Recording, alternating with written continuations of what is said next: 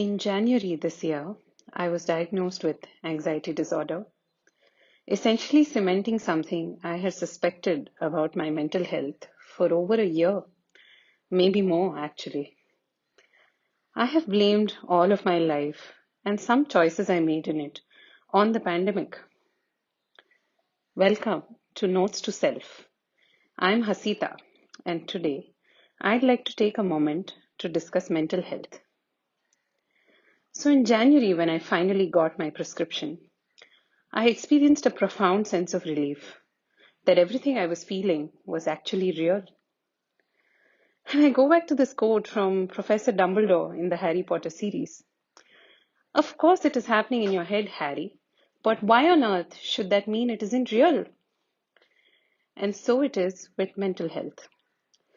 It might be hard to tell when or if you're going through something, but if you suspect that you might be, then it is real.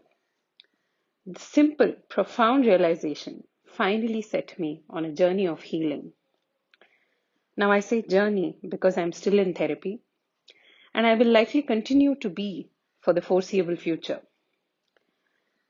We fear what we cannot see, and COVID has shown us just how true that is. At the same time, I'm realizing it also applies for conversations around mental health. And healing in today's environment begins with acknowledging that none of this is normal. Without going into the specifics, being in the several situations and stages of mourning we are in today is not normal, which is why I want to use this note to self to remind myself and you that it is okay to fall apart. This roller coaster ride of feelings is okay. Wherever you are operating from right now is okay.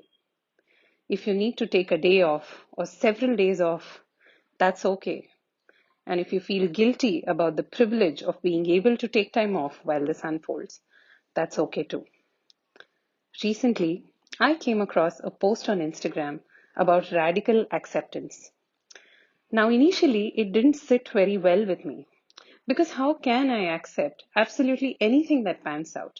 Isn't that a loser's mindset? These are certain questions I ask myself. However, the more I sit with the idea, the more I realize there's no winning and losing here. There's just a circumstance so vast and so all-encompassing that we have no choice but to be flexible in its wake. And so our acceptance then as a human race isn't for the injustice of it all, but for the fact that it is what it is. And there is a tiny ounce of peace in knowing that. During this time, I have worried more, I have cried more, I have been angry more, I have been helpless more.